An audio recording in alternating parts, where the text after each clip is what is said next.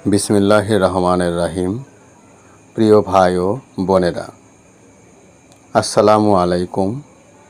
আজকের পর্বে আমরা জানব আল্লাহর জন্য ভালোবাসা ও আল্লাহর জন্য শত্রুতা, যা একজন মুমিনের ঈমানের পরিপূর্ণতার অন্যতম নিদর্শন।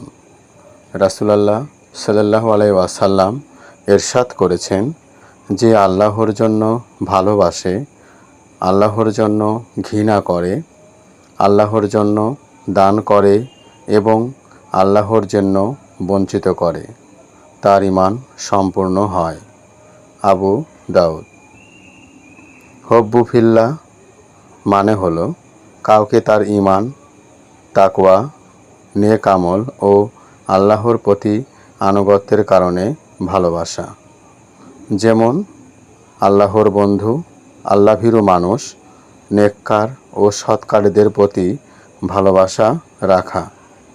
এই ভালোবাসা কখনো স্বার্থ বা দুনিয়াবি লোভে ওপর প্রতিষ্ঠিত নয়, বরং শুধুই আল্লাহর সন্তুষ্টির জন্য।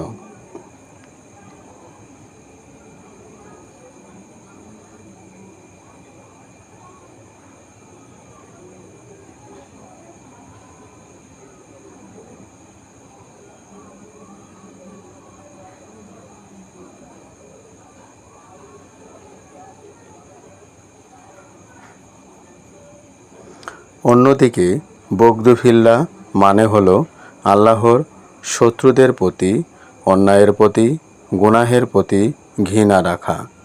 কিন্তু লক্ষ্য রাখতে হবে, এই ঘৃণা মানুষের ব্যক্তিত্বকে ধ্বংস করার জন্য নয়, বরং গুনাহ ও অবাধ্যতার পথ থেকে বিরত রাখার জন্য।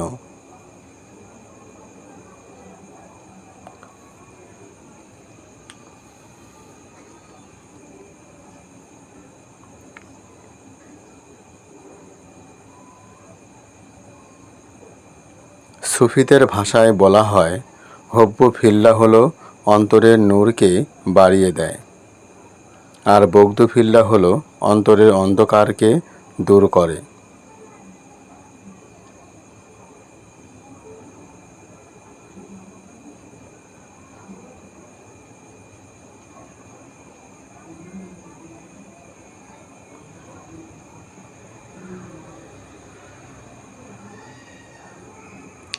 মারিফতের পথে এ শিক্ষায় দেওয়া হয় যে প্রকৃত মুমিন তার হৃদয়ের বন্ধন তৈরি করবে আল্লাহ তার রাসূল সাল্লাল্লাহু আলাইহি সাল্লামকে ভালোবাসার মাধ্যমে, আর কেটে ফেলবে সেই বন্ধন যা তাকে গুনাহ, অহংকার ও দুনিয়ার মোহে ডুবিয়ে দেয়।